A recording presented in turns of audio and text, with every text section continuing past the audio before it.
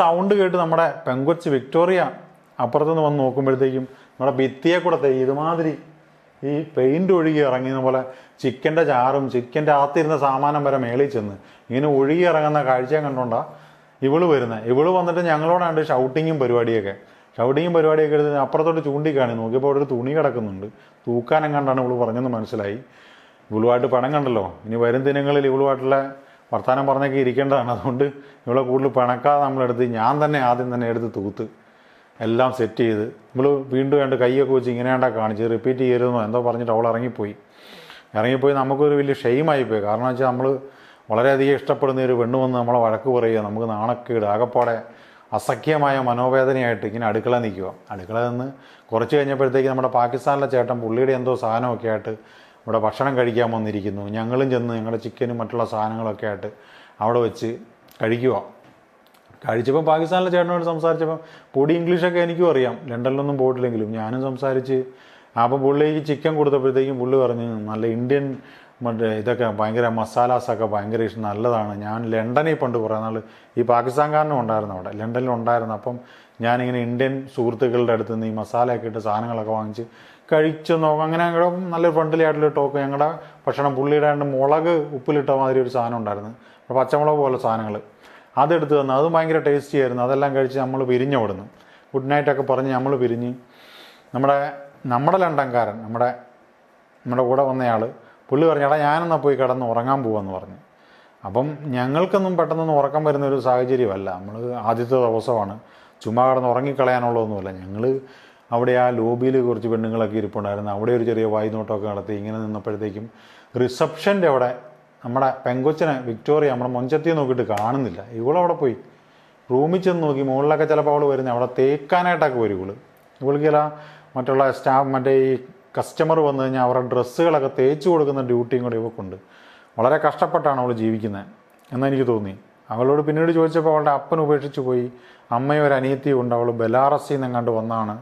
Belarus പറഞ്ഞാൽ 3-4-5-6 മണിക്കൂർ എങ്ങാണ്ട് പോളണ്ടിൽ നിന്ന് എത്തിച്ചേരുന്ന വേറൊരു രാജ്യമാണ്. അപ്പം ഇവളെ കാണുന്നില്ല. ഇവളെ കാണാതായപ്പോഴത്തേക്കും നമുക്ക് ഒരു ദുഃഖം. കാരണം എന്താണെന്ന് വെച്ച് കഴിഞ്ഞാൽ ഇവളെ ഇച്ചിരി നേരം അവിടെ കണ്ടിരിക്കുവാണെങ്കിൽ നമുക്ക് മനസ്സിനൊരു ആശ്വാസം കിട്ടുമല്ലോ. അപ്പം അങ്ങനെ ഇവളെ തപ്പി ഞാനും എൻ്റെ കൊച്ചെറുക്കനോടെ ഈ പെരയുടെ ചുറ്റും നടന്നിട്ടൊന്നും ഇവളെ കാണുന്നില്ല. അവസാനം ഞങ്ങൾ വന്നിരുന്ന് സങ്കടപ്പെട്ടു. ഇനി അവളുടെ ഡ്യൂട്ടി മാറി, ഇനി വേറെ വല്ല പിശാചാരി വല്ല തൈക്കടവേക്കായിരിക്കും പിന്നെ വരുന്നത്, പിന്നെ ഞങ്ങളുടെ സകലം മൂടും പോവും. അങ്ങനെയൊക്കെ പറഞ്ഞിരുന്നപ്പോഴത്തേക്കും അപ്പുറത്ത് നമ്മുടെ പെങ്കൊച്ചി എന്ന് വർത്താനം പറയുന്നു. ഒരു മരത്തിന് കീഴിൽ നിന്ന് വർത്താനം പറയുന്നത്. അവിടെ ഈ ക്രിസ്മസ് ട്രീ പോലത്തെ ഒരു സാധനമുണ്ട്, അതിൻ്റെ കീഴിൽ നിന്ന് ഒരു ചെറുക്കനുമായിട്ട് വർത്താനം. അപ്പോൾ നമ്മൾ ഓർത്ത് വല്ല ഗസ്റ്റ് ആയിരിക്കും, അവരുടെ എന്തെങ്കിലും സ്വാഭാവികമായിട്ടുള്ള ഡൗട്ട്സ് അവൾ ക്ലിയർ ചെയ്യുന്നതായിരിക്കും എന്നൊക്കെ ഓർത്ത് നമ്മൾ വലിയ കാര്യമായിട്ട് മൈൻഡ് ചെയ്തില്ല. എന്നാലും ഇടയ്ക്കിടയ്ക്ക് നോക്കിക്കൊണ്ടിരുന്നു. കുറച്ച് കഴിഞ്ഞപ്പോഴത്തേക്ക് അവർ നമ്മുടെ കൊച്ചു തിണ്ണ വന്നിരുന്ന് വർത്താനം തുടങ്ങി. അരമണിക്കൂറായി, 3/4 മണിക്കൂറായി, അങ്ങനെ സമയം പോവുക. നോക്കിയപ്പോഴത്തേക്ക് അവിടെ കൈ മറ്റവൻ്റെ കൈക്കകത്തിരിക്കുന്നു, ഇവൻ്റെ കൈ മറ്റവടെ കൈക്കകത്തിരിക്കുന്നു. പിന്നെ വണ്ടിക്കകത്ത് കണ്ട പോലെ ചെറിയ കലാപരിപാടികളും മറ്റതും മടി കിടക്കുന്നു, ഉമ്മ വെക്കുന്നു. ആകെപ്പാടെ ഞങ്ങളുടെ മനസ്സിലൂടെ ഒരു തീപ്പന്തം കത്തി കയറി പോകുന്ന പോലെ ഒരു പോക്ക്. കൊച്ചിറക്കൻ്റെ മുഖത്തേക്ക് ഞാൻ സൈഡിൽ കൂടി ഇങ്ങനെ നോക്കിയപ്പോൾ അവൻ്റെ മുഖത്ത് ഒരു ദൈന്യതയും, മൊത്തത്തിൽ എന്തോ കൈവിട്ട് പോയതുപോലെ. അവനും ആകെപ്പാടെ ഡെസ്പെറേറ്റായിരിക്കുക. അങ്ങനെ ഞങ്ങൾ രണ്ടും കൂടെ എന്തായാലും കൈവിട്ടു പോയി. ഇനിയിപ്പം വേറെ എന്തെങ്കിലും എൻ്റർടൈൻമെൻറ്റ് കണ്ടെത്തണം. അപ്പം ഞാൻ എന്നാന്ന് വെച്ചാൽ നമുക്ക് പുറകെ കൂടെ വരാമെന്ന് പറയുന്നത്, ഞാൻ ഈ കോർണറിൽ നിന്ന് നോക്കാം, നീ ആ കോർണറിൽ നിന്ന് നോക്കാൻ പറഞ്ഞ് 2 സൈഡിൽ നിന്ന് ഞങ്ങൾ വായി നോക്കാൻ തുടങ്ങി. ഇവരെന്ത് ചെയ്യുന്നു, വാട്ട് ഈസ് നെക്സ്റ്റ്, ഇതാണ് ഞങ്ങൾക്കിനി അറിയേണ്ടത്. ഏതായാലും കൈവിട്ട് പോയ മാങ്ങ നമ്മൾ പുറകെയാണെന്ന് പിടിക്കാതെ കിട്ടത്തില്ല. അപ്പോൾ ഇനി ഉള്ളതാട്ടെന്ന് കരുതി ഞങ്ങൾ അവിടെ നിന്ന് ശരിക്കും അങ്ങ് നോട്ടം തുടങ്ങി. ചെറുതായിട്ട് ഇരുട്ടുമൊക്കെ വീണു. അപ്പോൾ ഈ വേനലൊക്കെ ആകുമ്പോഴത്തേക്കും ഒരു 9 മണി 9:30 വരെ സൺലൈറ്റ് ഉണ്ട്, അതിന് ശേഷമേ ഉള്ളൂ ഇരുട്ട് വീഴുള്ളൂ. അപ്പം നമ്മളിതൊരു 9 മണിയൊക്കെ ആയപ്പോഴത്തേക്കുമാണ് ഈ നോട്ടം തുടങ്ങി. അവസാനം ഞങ്ങൾക്ക് ചിരി വന്ന് കേരളീയമായ ശൈലിയിൽ ഞങ്ങൾ കിടന്ന് കണ്ടമാനം ചിരിക്കാൻ തുടങ്ങി. അവൻ അപ്പുറത്ത് നിന്ന് ചിരിക്കുന്നു, അവൻ്റെ ചിരി കാണുമ്പോൾ എനിക്ക് ചിരി വരുന്നു, എൻ്റെ ചിരി കാണുമ്പോൾ അവൻ്റെ ചിരി. അപ്പം അവസാനം ഇതൊരു കൺട്രോൾ ചെയ്യാൻ പറ്റാത്ത ചിരിയായപ്പോഴത്തേക്ക് ഇവള് പോലും കൂടെ കെട്ടിപ്പിടുത്തത്തിൽ നിന്ന് മോചിതരായി എങ്ങോട്ടോ നോക്കുന്നു. എവിടുന്ന് ചിരി വന്നത്, ഈ പോളിഷ് ചിരിയാണോ, ഇനി കേരളത്തിൻ്റെതായിട്ടുള്ള ചിരിയാണോ, ഇനി മറ്റേ ബെലാറസ് ചിരിയാണോ എന്ന് നമുക്ക് അറിയത്തില്ല. ഇരുട്ടും വീണു തുടങ്ങി. കറുത്തിരിക്കുന്ന മറ്റേ കൊച്ചേർക്കിനും ചിരി കറുത്തായിരിക്കും, നമ്മളൊന്നും തിരിച്ചറിയാൻ പറ്റത്തില്ല. ഞങ്ങൾ പെട്ടെന്ന് തല വലിച്ച് അകത്തോട്ട് വെക്കും, വീണ്ടും വരും. അങ്ങനെ കുറേ നേരം ഈ സംഭവങ്ങൾ തുടർന്ന് വന്നപ്പോഴത്തേക്ക് ഇവൾക്കൊരു ഡിസ്റ്റർബൻസ് പോലെയായി. ആരും ഇവരെ ശരിക്കും വാച്ച് ചെയ്യുന്നതായിട്ടൊക്കെ തോന്നി. ഇവരെന്നാ എന്ന് പറഞ്ഞു കഴിഞ്ഞാൽ അവരുടെ കയ്യിലൊരു ചെറിയ കോട്ട് എപ്പോഴും തോളെ തൂക്കിയിട്ടുണ്ട്. അവളാ കോട്ടിട്ട് മറ്റവൻ്റെ കയ്യിലും ഒരു കോട്ടുണ്ട്, അവൻ ഊരി വെച്ചിട്ട് അത് വിട്ടിട്ട് ഇവർ ഒറ്റപ്പെടുത്തം. ഇവർ വഴി കൂടെ ഇറങ്ങി അങ്ങ് നടന്നു പോയി, എന്തോ കലിപ്പിച്ചിട്ട്. അവസാനം ഞാനും കൊച്ചു ചെറുക്കനും ആകെപ്പാടെ സ്തബ്ധരായി ഇങ്ങനെ നിൽക്കുക. നിന്നപ്പോഴത്തേക്ക് ഞങ്ങളുടെ കാലം ചെരുപ്പ് പോലും ഇല്ല. ചെരുപ്പിട്ടുകൊണ്ട് നടന്നാൽ മറ്റേ ഇനി അടുത്ത മോപ്പ് പ്രയോഗം നമുക്ക് വീണ്ടും കിട്ടും. വെറുതെ അടിച്ചു വാരണ്ടല്ലോ. ആപ്പിൾ പറിക്കാൻ വന്നിട്ട് ഇനി അവിടെ അടിച്ചുവാരും കൂടെ ചെയ്തിട്ട് അതിൻ്റെയും കൂടെ കേട് ആകണ്ടല്ലോ എന്ന് കരുതി ഞങ്ങൾ ചെരുപ്പൊന്നും ഇടാമല്ലോ. കൂട്ടൊക്കെ മറ്റേ റൂമിനകത്താണ്. ഇവരിനി പോയി കഴിഞ്ഞാൽ ഏത് വഴിയിലോട്ടാണ് കയറിപ്പോകണം നമുക്കറിയാമോ. അവസാനം നമ്മളൊരു 100 മീറ്റർ മുന്നിലായപ്പോഴത്തേക്കും നമ്മൾ പതുക്കെ ഇരുട്ടിൻ്റെ മറ പറ്റി ഞാൻ ഈ സൈഡിൽ കൂടെയും മറ്റവൻ ആ സൈഡിൽ കൂടെയും പോയി. അപ്പോൾ അങ്ങനെ ആ ചെറിയ വഴിയിൽ നിന്ന് ഒരു മെയിൻ റോഡിൽ ചെന്നു. മെയിൻ റോഡിൽ ചെന്നപ്പോൾ പിന്നെ വണ്ടിയും കാര്യങ്ങളൊക്കെ ആയപ്പോൾ നമ്മളെ പെട്ടെന്ന് ശ്രദ്ധിക്കത്തില്ല. ഞാനും നമ്മുടെ കൊച്ചേർക്കിന് അപ്പുറത്തെ ഇപ്പുറത്തെ സൈഡിൽ കൂടെ പതുക്കെ കൂളായിട്ട് നിൽക്കും. ഇടയ്ക്ക് ഇവർ തിരിഞ്ഞു നോക്കുന്ന പോലെ തോന്നുമ്പോൾ നമ്മളും ഇങ്ങനെ തിരിയും, വീണ്ടും പോകും. അങ്ങനെ ഏതാണ്ട് ഒരു 1.5 കിലോമീറ്റർ നടന്ന. കോട്ട് പോലുള്ള പാസ്പോർട്ടില്ല, ചെരുപ്പില്ല, ഒന്നുമില്ല. ശരിക്കും പറഞ്ഞാൽ പോളണ്ടിൽ ഏക മലയാളികൾ, ചന്ദ്രനിൽ നീലാംസ്ട്രോങ് കാല് കുത്തിയ പോലെ ചെരുപ്പില്ലാതെ പോളണ്ടിൽ കൂടെ ആ സമയത്ത് ആ തണുപ്പത്ത് നടന്ന ഞങ്ങൾ മാത്രമായിരിക്കും. പക്ഷേ ഞങ്ങളുടെ ഉള്ളിൽ ഭയങ്കര ആഗ്രഹങ്ങൾ പൊട്ടിമുളച്ച് ഇവരെന്ത് ചെയ്യുന്നു നമ്മുടെ ഒരു ക്യൂരിയോസിറ്റിയുടെ പുറത്ത് പോകുന്ന തണുപ്പൊന്നും നമ്മൾ ഏൽക്കുന്നേ ഇല്ല. അവസാനം ഇവരേതാണ്ട് പാർക്കിനകത്ത് കയറി. പാർക്ക് എന്നൊക്കെ പറഞ്ഞു കഴിഞ്ഞാൽ അയ്യപ്പാസ് പോലെയൊന്നും അല്ല, നമ്മുടെ ലുലുമാൾ പോലെ പരന്ന് കിടക്കണ സാധനമാണ്. ഇതിനകത്തോട്ടൊക്കെ കയറിക്കഴിഞ്ഞാൽ എവിടുന്ന് കണ്ടുപിടിക്കാനായിട്ട് ചില മരബെഞ്ചുകളും നല്ല വൃക്ഷങ്ങളും ഒക്കെ ആയിട്ട് ഭയങ്കര ഏക്കർ കണക്കിന് അങ്ങ് വികസിച്ച് കിടക്കുന്ന സ്ഥലങ്ങളാണ്. ഇതിനകത്തൊക്കെ കയറിക്കഴിഞ്ഞപ്പോൾ നമുക്ക് വഴി വരെ തെറ്റും, ഇരുട്ടും വീണ് തുടങ്ങി. നമ്മളിനി അതിനകത്ത് കയറിയിട്ട് നമ്മൾ വല്ല മോഷ്ടിക്കാൻ ചെന്ന ആഫ്രിക്കക്കാർക്കും കുറച്ചും കൂടെ ഒരു ഇതുണ്ട്, അവർ കുറച്ചും കൂടെ നമ്മളെ കഴിഞ്ഞ് ഉയർന്ന, നമ്മളിനി ചെന്ന പോലെ പിച്ചക്കാരാണെന്ന് കരുതും. അടിയിൽ നിന്ന് പോലീസ് സ്റ്റേഷനിൽ വല്ലതും ഇടും. അങ്ങനെയൊക്കെയുള്ളൊരു പേടി കാരണം ഞങ്ങൾ പാർക്കിൻ്റെ ഭാഗത്തൊക്കെ കുറച്ച് ദൂരം ചെന്ന് ഇങ്ങനെ എത്തി നോക്കുക. ഇവളും ഇവനും കൂടെ കയറി കുറേ ഉള്ളിലേക്ക് കയറിപ്പോയി. ഞങ്ങൾ ഒരു സ്റ്റെപ്പ് ഇങ്ങനെ വെക്കും അകത്തോട്ട് കയറാനില്ല. പിന്നെ നമ്മുടെ ചിന്ത നമ്മളെ പുറകോട്ട് വലിക്കും. പോളണ്ടിൽ വന്ന ആദ്യത്തെ ദിവസം തന്നെ ജയിലിൽ കിടക്കേണ്ട അവസ്ഥയൊന്നും ഉണ്ടാകരുത് എന്നൊക്കെ പ്രാർത്ഥിച്ച് നമ്മളിങ്ങനെ നിന്ന് അവസാനം ഇവരങ്ങ് കയറിപ്പോയി. ഇവരെ പിന്നെ കാണുന്നില്ല. ഇനി പാർക്കിൽ കയറിയിട്ടും കാര്യമില്ല. അപ്പം നമ്മളൊരു കാര്യം ചെയ്ത് അവിടെ നടന്ന സംഭവങ്ങൾ ഒരു മലയാളീകരിച്ച് നമ്മുടെ മനസ്സിലേക്ക് കൊണ്ടുവന്നു. എന്തൊക്കെ നടന്നിരിക്കാം അതെല്ലാം നമ്മൾ ശരിക്കും ഒരു സിനിമയിൽ കാണുന്ന പോലെ കണ്ടു. ഒരു 3-4 സെക്കൻഡ് ധ്യാനിച്ചിരുന്നിട്ട് നമ്മൾ പതുക്കെ തിരിച്ച് നടക്കാൻ തുടങ്ങിയപ്പോഴാണ് തണുപ്പിൻ്റെ കാഠിന്യം മനസ്സിലാക്കുന്നത്. കാരണം എന്ന് വെച്ചാൽ കാല ചെരുപ്പുമില്ല, അരിച്ച് തണുപ്പ് കയറുക മേത്തോട്ടല്ല, ഇങ്ങനെ അത് കൈയൊക്കെ കൂച്ച് വിറയ്ക്കുന്നു. ശരിക്കും ഭയങ്കര തണുപ്പ്, പിടിച്ചു നിൽക്കാൻ പറ്റുന്നില്ല. 1.5 കിലോമീറ്ററിൽ നടന്നാലേ മറ്റേ സ്ഥലത്തെത്തുള്ളൂ. പ്രോപ്പർ വഴി അറിയത്തില്ല. അവസാനം ഞങ്ങൾ ഭയങ്കര സ്പീഡിൽ നടക്കുന്നു, കുറച്ചു നേരം ഓടുന്നു. ഒരു വിധത്തിൽ ഞങ്ങൾ ഹോസ്റ്റലിൽ എത്തിച്ചേർന്ന് അവിടെ ചെന്നപ്പോഴത്തേക്കും മറ്റവൻ ലണ്ടൻകാരൻ നമ്മൾ നോക്കി കണ്ണുരുട്ടിക്കൊണ്ട് നിൽക്കും. നീയൊക്കെ ആരുടെ അവിടെ വലിഞ്ഞു കയറിയ എടാ, വന്ന ദിവസം തന്നെ നീയൊക്കെ ഇങ്ങനെ പേരുദോഷം കേൾപ്പിക്കാതെ നീയൊക്കെ എവിടെയെങ്കിലും വന്ന് കിടന്നുറങ്ങാൻ നോക്കുമെന്ന് പറഞ്ഞ് ഞാൻ എൻ്റെ ബിയർ എടുത്ത് കുടിച്ചു. നിൻ്റെയൊക്കെ ബിയറാണ്ട് അപ്പോഴത് വെളിയിൽ ഇച്ചിരി കൂടെ തണുപ്പിക്കാൻ വെച്ചിട്ടുണ്ട്, ആ ബാൽക്കണിയിൽ ചെന്ന് എടുത്തോളാൻ പറഞ്ഞു. ഞങ്ങൾക്ക് ഈ മോഹഭംഗവും അതും ഇതും എല്ലാം വന്നുകൊണ്ട് ഞങ്ങളാകപ്പാടെ മൊത്തത്തിലങ്ങ് ഒരു വീക്കായിപ്പോയി. മെൻ്റലിയും ഫിസിക്കലിയും തണുപ്പ് കൊണ്ടെല്ലാം മൊത്തത്തിൽ ഡള്ളായിപ്പോയി. അവിടെ ചെന്ന് നോക്കിയപ്പോഴത്തേക്ക് നമ്മുടെ 4 ബിയർ, എൻ്റെയും കൊച്ചിയർക്കിൻ്റെ 4 ബിയർ ചിരിച്ചുകൊണ്ടിരിക്കുന്നു. ബഗർ അതെടുത്ത് ഒരെണ്ണം അടിച്ചു, രണ്ടാമതൊന്നുകൂടി അടിച്ചു. വീണ്ടും നമുക്ക് തോന്നി എന്നാൽ നമുക്ക് ലോട്ടറി നോക്കിയേക്കാം. നീ സാധനം അടിച്ചപ്പോഴത്തേക്ക് ആണ് നമുക്കൊരു ഉണർവുണ്ടായത്. ലോട്ടറി നോക്കിയേക്കാമെന്ന് പറഞ്ഞ് നമ്മുടെ ലണ്ടനെണ്ണനെ വിളിച്ചു. പുള്ളി പെട്ടിക്കകത്ത് എങ്ങാണ്ട് എവിടെയോ ബുക്കിനകത്തോ എങ്ങാണ്ട് കയറ്റി വെച്ച് ലോട്ടറി എടുത്ത്. ഞാനും ഇത് മറന്നുപോയായിരുന്നു ഫുഡ് കഴിച്ചിരുന്നുകൊണ്ട്. നമുക്ക് നോക്കിയേക്കാമെന്ന് കരുതി പുള്ളി ചുരണ്ടല. എടാ വേണ്ട, ഇവിടെ പശു കൊണ്ട്, അതിൻ്റെ താഴെ പശു, ഇവിടെ ബോള്, മറ്റേൻ്റെ താഴെ ബോള്, ഇവിടെ ആണ്ട് വേറെ ഉണ്ട് സാധനം 9, അതിൻ്റെ അടി 9, എന്തൊക്കെയോ ചിഹ്നങ്ങൾ. അതായത് ജീപ്പുണ്ടാ, മറ്റിടത്ത് ജീപ്പുണ്ട്, ഇവിടെ 3 ജീപ്പ് കിടക്കണ്, അവിടെ 2, ഏതാണ്ടൊക്കെ പുള്ളി കണക്കൊക്കെ പറഞ്ഞു. അവസാനം അടിച്ചു എന്ന് തന്നെ നമുക്ക് മനസ്സിലായി. ഏതായാലും ലോട്ടറി മാറാനായിട്ട് പൈസ അടിച്ചു കഴിഞ്ഞാൽ ലോട്ടറി അവിടെ ചെന്നാൽ കടയിൽ ചെന്നാൽ മാറിക്കിട്ടും.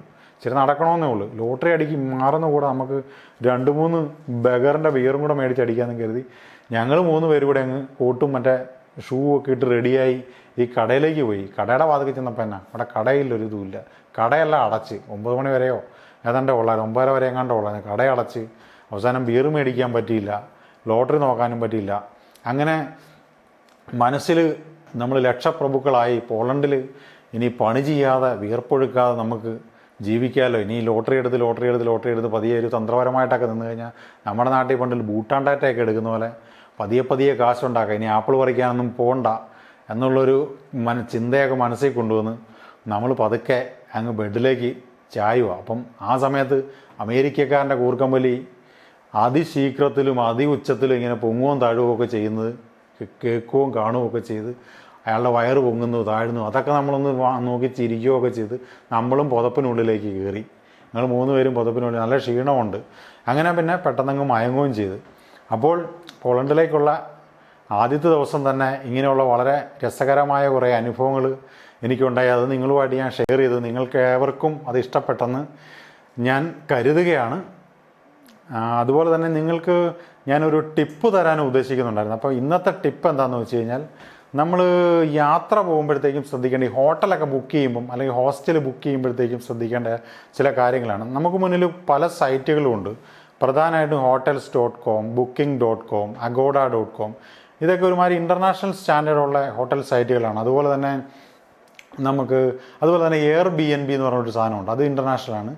പിന്നെ ഒറ്റയ്ക്കൊക്കെ സഞ്ചരിക്കുന്ന ഒരു കോച്ച് സർഫിങ്, അതുപോലെ തന്നെ നമ്മുടെ ഇന്ത്യൻ സ്റ്റാൻഡേർഡ് അനുസരിച്ചാണെങ്കിൽ Goibibo, Yatra, അങ്ങനെ കുറേ സൈറ്റുകളുണ്ട്. അപ്പോൾ ഇതിൽ എനിക്ക് ഏറ്റവും ഇഷ്ടപ്പെട്ട സൈറ്റുകൾ എന്ന് പറഞ്ഞു കഴിഞ്ഞാൽ ഈ booking.com അതുപോലെ തന്നെ agoda.com. അപ്പോൾ നിങ്ങളൊക്കെ യാത്ര പോകുമ്പോൾ ചിലപ്പോൾ ഒന്നായിട്ടായിരിക്കും പോകുന്നത്, അല്ലെങ്കിൽ 2 പേര് ഫ്രണ്ട്സായിട്ട് പോകും, ചിലപ്പോൾ ഒരു 3 ആയിരിക്കും, ചിലപ്പം ഫാമിലി മൊത്തം പോകും. അപ്പോൾ പലതരത്തിൽ നമ്മൾ പോകുന്നതുകൊണ്ട് നമ്മൾ ബുക്ക് ചെയ്യുമ്പം പല കാര്യങ്ങളും ശ്രദ്ധിക്കണം. നമ്മൾ ചിലപ്പം ഒരാളായിട്ട് പോവുകയാണെങ്കിൽ നമ്മൾ ഏറ്റവും സ്യൂട്ടബിളായിട്ട് ചെയ്യേണ്ട കാര്യം എന്ന് പറഞ്ഞാൽ നമുക്ക് ഹോസ്റ്റലായിരിക്കും ഏറ്റവും കംഫർട്ടബിൾ. അപ്പം നമ്മൾ വന്ന് കയറിയ ലോഫ്റ്റ് ഹോസ്റ്റൽ, അതുമാതിരിയുള്ള ഹോസ്റ്റലുകൾ ഇഷ്ടമാതിരി യൂറോപ്പിലും എവിടെ അവൈലബിൾ ആണ്. ഒരു 450-500 രൂപ മുതൽ ഒരു 700-750 ആ ഒരു റേഞ്ചിനകത്ത് നല്ല അക്കോമഡേഷൻ നമുക്ക് കിട്ടും. അതിനകത്ത് ഫ്രീ ബ്രേക്ക്ഫാസ്റ്റ് കാണും. ആവശ്യത്തിന് ബ്രേക്ക്ഫാസ്റ്റ് നമുക്ക് എടുത്തുകൊണ്ട് റൂമിൽ കൊണ്ടുവച്ച് നമുക്ക് ലഞ്ചായിട്ടും വേണേൽ കഴിക്കാം, ആരും കാണരുതെന്ന് മാത്രം. അതിനുശേഷം നമുക്ക് ചൂടുവെള്ളം, തണുത്ത വെള്ളം, ചായ, കാപ്പിയൊക്കെ യഥേഷ്ടം ഉണ്ടാക്കി കുടിക്കാം. കിച്ചൺ ഫെസിലിറ്റീസ്, നമുക്ക് കിച്ചണിൽ ഈ ചിക്കനും മറ്റുള്ള സാധനങ്ങളൊക്കെ വാങ്ങിക്കൊണ്ട് വന്ന് നമുക്ക് അവിടെ ഒന്ന് ഫുഡ് കുക്ക് ചെയ്ത് കഴിക്കാനുള്ള സംവിധാനങ്ങളുണ്ട്. അതുപോലെ തന്നെ നല്ല ബ്ലാങ്കറ്റുകൾ, നല്ല ക്ലീൻ ആയിട്ടുള്ള റൂമുകൾ, കട്ടിലുകൾ, അത് എല്ലാ കാര്യങ്ങളും, അത് ബാത്തിങ് ഫെസിലിറ്റീസ് ആണെങ്കിൽ ടോപ്പ് ലെവലിലാണ്. നമുക്കൊരു 4 സ്റ്റാർ റേഞ്ചിലുള്ള ഫെസിലിറ്റീസാണ്. പക്ഷേ നമ്മളൊരു 3-4 പേരുടെ കൂടെ കഴിയണം. ചിലപ്പോൾ പെണ്ണുങ്ങൾ നമ്മുടെ കൂടെ കാണും. മിക്സഡ് ഡോർമെട്രി ആണ്, ആണും പെണ്ണും കാണും. ചിലപ്പോൾ ഒരു 10 പേര് വരെയൊക്കെ കാണാം. അപ്പോൾ നമ്മൾ അഡ്ജസ്റ്റ് ചെയ്ത് കഴിയണം. പക്ഷേ ഇത് നമ്മുടെ ഒരു നിലവാരം കുറയുന്നതായിട്ട് നമ്മൾ ഒരിക്കലും ഫീൽ ചെയ്യരുത്. കാരണം എന്താണെന്ന് വെച്ച് കഴിഞ്ഞാൽ പല രാജ്യക്കാർ പല സ്ഥലങ്ങൾ സന്ദർശിച്ച് നമ്മളൊരു പെരുവഴി അമ്പലത്തിൽ ഒക്കെ വന്ന് ഒത്തുകൂടത്തില്ല, ഒരു സത്രത്തിലൊക്കെ ഒത്തുകൂടുന്ന പോലെ ഒരു ഫീലിംഗാണ്. അവനിപ്പം അമേരിക്കയിലുള്ള ഒരുത്തം അവിടെ പല സ്ഥലങ്ങൾ കണ്ട്, വേറെ സ്ഥലങ്ങൾ കണ്ട്, അവൻ്റെ അനുഭവങ്ങൾ നമ്മളുമായിട്ട് ഷെയർ ചെയ്യുന്നു. അപ്പം നമ്മൾ ഇന്ത്യയെക്കുറിച്ചും നമ്മൾ കണ്ട സ്ഥലത്തെക്കുറിച്ചുമൊക്കെ നമ്മൾ അവരുമായിട്ട് ഷെയർ ചെയ്യുന്നത്. അങ്ങനെ പരസ്പരമായി ഷെയറിങ് ആണ് നമ്മുടെ ആശയങ്ങളും അതുപോലെ തന്നെ നമ്മൾ കണ്ട കാര്യങ്ങളും. അതുപോലെ ഫുഡും ഒക്കെ വേണം നമുക്ക് ഷെയർ ചെയ്ത് ഭയങ്കര എൻജോയബിളായിട്ട് നമുക്ക് പോകാൻ പറ്റും. അപ്പം ഒറ്റയ്ക്ക് പോവുക, അല്ല 2 പേര് പോവാൻ നമുക്കിത് സെലക്ട് ചെയ്യാം. പക്ഷേ 3 പേരൊക്കെ പോയി കഴിഞ്ഞ് കഴിഞ്ഞാൽ 3 പേര് പോയാലും ഓക്കെ, നോ പ്രോബ്ലം. അതായത് 5-6 ഉള്ള ഡോർമെറ്റ് എടുത്ത് നമുക്ക് 3 പേർക്ക് ഒക്യുപ്പൈ ചെയ്യാം. പിന്നെ അതിനകത്ത് വേറൊരു സംഭവം എന്ന് പറഞ്ഞാൽ ഇത് ലോക്കർ ഫെസിലിറ്റിയും ആണ് കേട്ടോ. നമ്മുടെ ഈ സാധനങ്ങളെല്ലാം കൊണ്ടുപോയിട്ട് അതിനകത്ത് ലോക്ക് ചെയ്ത് വെക്കാം. ഫ്രീ ആയിട്ട് ലോക്കറിൻ്റെ കീ തരും. അത് ലോക്കർ ഇല്ലെങ്കിൽ തന്നെ ഈ യൂറോപ്പിലൊന്നും ഒരുത്തിനും നമ്മുടെ ഒരു സാധനം എടുത്തുകൊണ്ട് പോകാൻ വരത്തില്ല. വളരെ സേഫാണ്. നമ്മളെ ഒരു കാര്യത്തിലും ആരും തലയിടത്തില്ല. നമ്മൾ എന്നായിട്ട് വല്ലവരുടെയും കാര്യത്തിൽ തലയിട്ടെങ്കിൽ മാത്രമേ ഉള്ളൂ. വളരെ ഇതായിട്ടുള്ള ഒരു സംവിധാനമാണ്. പിന്നെ നമ്മൾ ഫാമിലി ആയിട്ട് പോകുമ്പോൾ നമ്മൾ ഒരിക്കലും ഡോർമെറ്ററി എടുക്കരുത്. കാരണം നമ്മുടെ കൂടെ വൈഫ് കാണും, കുട്ടികൾ കാണും, അതുപോലെ തന്നെ നമ്മുടെ ചിലപ്പം പേരൻസോ അങ്ങനെ ആരെങ്കിലും ഒക്കെ ഉണ്ടെങ്കിൽ നമുക്ക് നമ്മുടേതായിട്ടുള്ളൊരു പ്രൈവസി അത് കീപ്പ് ചെയ്യാനായിട്ട് നമ്മൾ റൂം തന്നെ എടുക്കണം. കാരണം എന്ന് വെച്ച് കഴിഞ്ഞാൽ റൂമിൽ നമുക്ക് പ്രൈവസി കിട്ടും. ഒരു ഡോർമെറ്ററിലാണെങ്കിൽ പ്രൈവസി ഒന്നുമില്ല. വളരെ ഓപ്പൺ ആയിട്ടുള്ള, ചിലപ്പം ബഹളമൊക്കെ കേൾക്കാം. ബഹളം എന്ന് പറഞ്ഞാൽ പോളണ്ടിൽ വളരെ ക്യാമാണ്. മറ്റേ ചില സ്ഥലങ്ങളിൽ, മലേഷ്യ പോലുള്ള സ്ഥലങ്ങളിലൊക്കെ ചിലപ്പം ഇച്ചിരി ബഹളങ്ങളും കാര്യങ്ങളൊക്കെ ഉണ്ടാകും. നമ്മുടെ നാട്ടുകാരൊക്കെ അല്ലേ അവിടെ ചെല്ലുന്നത്. അപ്പം അവർ അതിൻ്റേതായിട്ടുള്ളൊരു ഒച്ചപ്പാടും ബഹളമൊക്കെ ഉണ്ടാകും. അപ്പം ഇങ്ങനെയുള്ള കാര്യങ്ങളാണ് നമ്മൾ ശ്രദ്ധിക്കേണ്ടത്. അപ്പം നമ്മൾ വളരെ പിന്നെ ഒരു സെലക്ട് ചെയ്യേണ്ട കാര്യം എന്ന് വെച്ചാൽ നമുക്ക് ഫ്രീക്വൻ്റായിട്ട് തുടർച്ചയായിട്ടൊക്കെ സഞ്ചരിക്കേണ്ട, അല്ലെ ഏറ്റവും കൂടുതൽ ദൈർഘ്യം, അതായത് ഏറ്റവും കൂടുതൽ സമയം ഡേയ്സ് നമ്മൾ സ്റ്റേ ചെയ്യേണ്ട സ്ഥലങ്ങളിൽ നമ്മുടെ ഈ ഹോസ്റ്റൽ അല്ലെങ്കിൽ ഹോട്ടലുകൾ ആക്കിയെടുക്കുകയാണെങ്കിൽ അത് വളരെ ഫേവറബിൾ ആയിരിക്കും. കാരണം വെച്ചാൽ നമ്മൾ ഗൂഗിൾ മാപ്പും മറ്റു സ്ഥലങ്ങളിലൊക്കെ നോക്കി, അല്ലെങ്കിൽ booking.com തന്നെ ഉണ്ട്. അതിനകത്ത് നമ്മൾ ഇന്ന ലൊക്കാലിറ്റി, ഇപ്പം പോളണ്ടിലാണ് വാസവ സെൻട്രം എന്ന് പറഞ്ഞാൽ അതിൻ്റെ ക്യാപിറ്റലാണ്, അതിൻ്റെ സിറ്റി ക്യാപിറ്റലാണ്. അവിടെ ചെന്നിട്ട് അവിടെയാണ് നമ്മൾ കൂടുതൽ കറങ്ങാൻ, അവിടെ ഓൾഡ് ടൗണും മറ്റുള്ള സ്ഥലങ്ങളൊക്കെ ഉണ്ട്. അവിടെയാണ് നമ്മൾ കറങ്ങാൻ ഉദ്ദേശിക്കുന്നതെങ്കിൽ അതിനടുത്തുള്ളൊരു സംവിധാനം, ഒരു ഹോസ്റ്റൽ ബുക്ക് ചെയ്യുന്നതായിരിക്കും നമുക്ക് ലാഭം. അതുപോലെ തന്നെ എയർപോർട്ട് ഷട്ടിലുകൾ കാണും ചിലയിടത്ത്. എയർപോർട്ട് ഷട്ടിൽ എന്ന് പറഞ്ഞാൽ എയർപോർട്ടിൽ നമ്മൾ വരുമ്പം നേരത്തെ തന്നെ ഇൻഫോം ചെയ്ത് ബുക്ക് ചെയ്യായിരുന്നെങ്കിൽ നമ്മളെ അവർ ഈ ഹോസ്റ്റലിലേക്ക് കൊണ്ടുവരും അല്ലെങ്കിൽ ഹോട്ടലിലേക്ക് കൊണ്ടുവരും. തിരിച്ച് നമ്മൾ പ്ലെയിൻ കയറാനായിട്ട് പോകുമ്പോൾ നമ്മളവിടെ തിരിച്ചു കൊണ്ടാക്കും. അങ്ങനെ എയർപോർട്ട് ഷട്ടിൽ ഫെസിലിറ്റീസ് ഉണ്ട്. അതൊക്കെ നമുക്ക് ഇതിനകത്ത് ഈ സെർച്ച് ചെയ്യുന്ന അവിടെ ഫിൽട്ടർ ഇട്ട് കഴിഞ്ഞാൽ നമുക്ക് എടുക്കാൻ പറ്റും. അതുപോലെ തന്നെ പ്രൈസ്, ലോയ്, ഹൈ, അതുപോലെ പോപ്പുലർ, അങ്ങനെ പല ഓപ്ഷൻസ് ഇട്ട് നമുക്ക് സെർച്ച് ചെയ്യുമ്പോൾ അതിൻ്റേതായിട്ടുള്ളൊരിത് കിട്ടും. അങ്ങനെ പല പല കാര്യങ്ങൾ നമുക്ക് ഇങ്ങനെ ചെയ്തെടുക്കാൻ പറ്റും. അപ്പം വളരെ ഫേവറബിളായിട്ട് നമുക്ക്. പിന്നെ ചില ഒരു ഹോസ്റ്റലിൻ്റെ അല്ലെങ്കിൽ ഹോട്ടലിൻ്റെ പ്രത്യേകത എന്ന് പറഞ്ഞാൽ ട്രാവൽ ഡെസ്ക് ഉണ്ട്. നമുക്ക് പ്രത്യേകിച്ച് A to Z അറിയത്തില്ലെങ്കിലും നമ്മൾ ഈ ട്രാവൽ ഡെസ്കിൽ ചെന്നാൽ മതി. അപ്പോൾ നമുക്കിവിടെ അടുത്ത് എന്തൊക്കെ സ്ഥലങ്ങൾ സന്ദർശിക്കണം, അവിടുത്തെ ഇപ്പോൾ മ്യൂസിയം ഒക്കെ ആണെങ്കിൽ എത്ര മണി മുതൽ എത്ര മണി വരെയാണ് ഓപ്പൺ ആയിരിക്കുന്നത്, അങ്ങനെയുള്ള പല ഇൻഫർമേഷനും, ബസ്സുകൾ, ചിലപ്പോൾ അവർ തന്നെ ചെറിയ ചെറിയ ടൂറുകളൊക്കെ, സിറ്റി ടൂറും മറ്റുള്ള കാര്യങ്ങളൊക്കെ അറേഞ്ച് ചെയ്യും, അല്ലെങ്കിൽ ടിക്കറ്റ് ഇഷ്യൂ ചെയ്യും. അങ്ങനെയാണ് ഫ്ലൈറ്റ് ടിക്കറ്റ് വേണമെങ്കിൽ അവിടെ നിന്ന് എടുക്കുക. അങ്ങനെ പല പല കാര്യങ്ങളുണ്ട്. അപ്പോൾ ഇങ്ങനെയുള്ള കാര്യങ്ങളെല്ലാം നമ്മൾ ശ്രദ്ധിച്ച് വേണം നമ്മളൊരു ഹോട്ടൽ അല്ലെങ്കിൽ ഹോസ്റ്റൽ ബുക്ക് ചെയ്യാൻ. നിങ്ങൾ വളരെ കംഫർട്ടബിളായിട്ട് ഈ രണ്ട് booking.com, അഗോഡ പോലത്തെ സ്ഥലങ്ങളിൽ നോക്കുകയാണെങ്കിൽ വളരെ കംഫർട്ടബിളായിട്ട് ഹോട്ടൽ ബുക്ക് ചെയ്യാൻ പറ്റും. അപ്പം ഇന്ന് ഞാൻ നിങ്ങളോട് വിട വാങ്ങുകയാണ്. ദോവിത്സേന്യ പറഞ്ഞതിന് കാരണം എന്താണെന്നറിയോ? പോളണ്ടിൽ നിന്ന് ഞാൻ പോയിട്ടില്ല. ഇനിയും കുറേ നാളൂടെ പോളണ്ടിൽ ഞാൻ കാണും. അതുകൊണ്ടാണ് ഞാൻ ദോവിത്സേന്യ പറഞ്ഞത്.